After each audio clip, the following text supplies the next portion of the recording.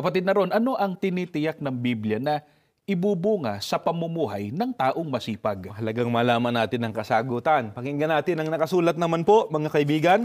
Dito po sa Kawikaan, Gs 4 hanggang 5, ganito po ang ating maririnig.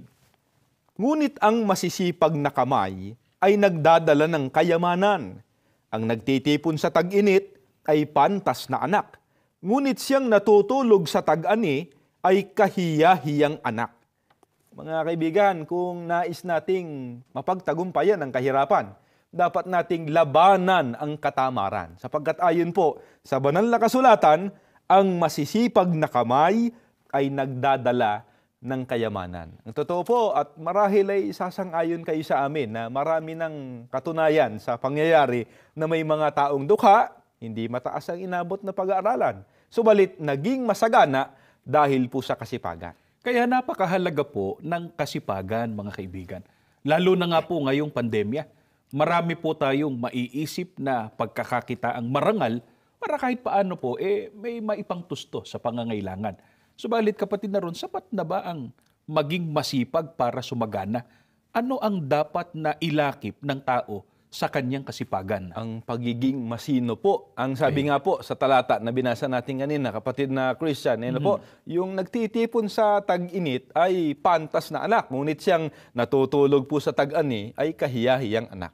Mga kaibigan po namin, napakahalaga po na ilakip sa kasipagan ng pagiging masinop. Sapagkat malaki man po ang kinikita. Kung hindi naman masinop o maayos ang pagugol, hindi rin po uunlad ang pamumuhay. Kung tinuturuan man tayo ng Biblia na magpakasipag upang umunlad ang buhay at pamumuhay at huwag masadlak sa kahirapan, saan naman po tayo inaasahan ng Diyos na lalong magpakasipag? Ganito po ang ating mababasa, mga kaibigan. Pakinggan po ninyo. Dito po sa Roma 12:11, ganito po ang ating maririnig.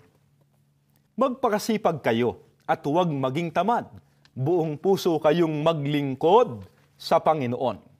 Mga kaibigan po namin, kung tayo man po ay nagpapakasipag para po sa ating pang-araw-araw na pangangailangan at ito naman po ang nararapat, subalit lalo po tayong dapat na magpakasipag sa paglilingkod sa ating Panginoon Diyos. Bakit kaya, kapatid na ron, ano ba ang ibubunga kung higit sa lahat ay magpapakasipag tayo sa gawang paglilingkod sa Panginoon? Narito po ang itinuturo naman ng banal na kasulatan. Pakinggan naman natin ang nakasulat. Dito po sa unang Korinto 15:58, pakinggan po ninyo.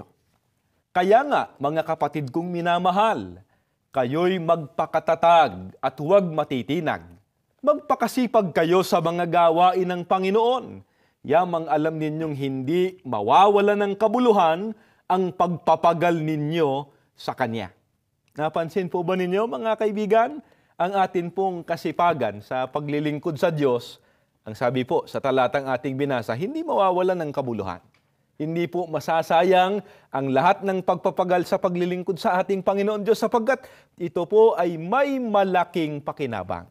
Kaya nga, mga mahal naming taga-subaybay, ang mga kaanib po sa Iglesia ni Cristo, hindi lamang po tinuturuan na maging masipag po sa pag-aaral, sa pagtatrabaho, sa pagninegosyo, kundi tinuturuan po na lalong magpakasipag sa pagsunod sa mga kalooban ng Panginoon Diyos. Gaya po ng pagsamba, pakikipagkaisa sa iba't ibang aktibidad sa Iglesia na inilulunsad po ng tagapamahalang pangkalahatan. Sapagkat kami po ay sumasampalataya na ang amin pong mga pagpapagal ay hindi po mawawalan ng kabuluhan. Mga kaibigan, dito po namin kayo nais na makasama sa pagsunod at paglilingkod sa Diyos sa loob ng Iglesia ni Cristo. Tandaan po nating lagi na kung tayo po ay magsisikap at magpapakasipag, lalo na sa tunay na paglilingkod sa Diyos, tayo po ay mapapabuti. Sapagkat tinitiyak po ng Biblia na ito'y maghahatid sa atin ng mga biyaya at pagpapala ng Diyos.